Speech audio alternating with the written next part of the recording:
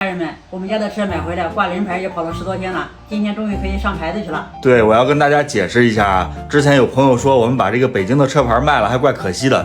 其实啊，这个车牌是跟人不跟车的，这个车牌的指标呢一直在我爸的名下，等于说我们买了新车之后啊，用的还是这个指标。对，而且啊，这个北京这个油标啊是用在这个增程车上啊、混动车上面都是用的这个油标，所以说我们现在这个新车啊也要去用这个指标。还是那个指标。对，走吧，咱现在去办吧。还得叫上你爸呀，因为车在他名下，必须他去。对，让我爸拿着身份证、银行卡啥的都带齐了。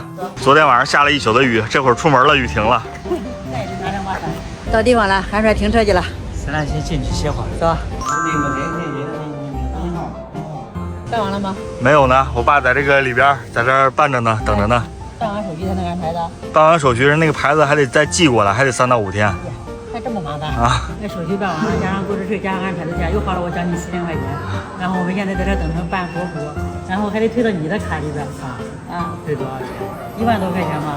然后你没这个1分钱没花，还挣点。哎呀，我挣的钱不都交给你了？看这个车的国补的钱还得补到韩老师卡里边，别人的卡还不行。其实我希望啥都不是我的，我这人怕麻烦。我也怕麻烦，我也希望不是我的，都是韩帅的。办完了，等着过几天安排的吧。我请你们吃饭吧，不是说我还挣钱了吗？是你不少挣。你准备带我们去吃什么呀？吃披萨去吧。吃披萨，韩帅。行，那就吃披萨去。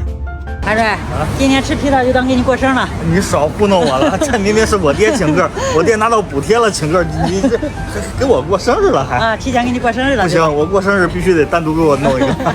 去拿吃的吧，妈。好，我去拿去，你去吧。你给我拿吧，我给你拿，随便拿。看这拿的好吃不，妈？好吃啊。我爹请客，你开心不？开心啊。哎，你还开心呢？这会儿看视频的都在说，海平姐姐，你还记得你孙子吗？你还想不想小11了？哎呦，你这么一说，这吃不下去了，好吃呢。啊，快吃吧，吃完回去赶紧给小11打个视频吧。那得。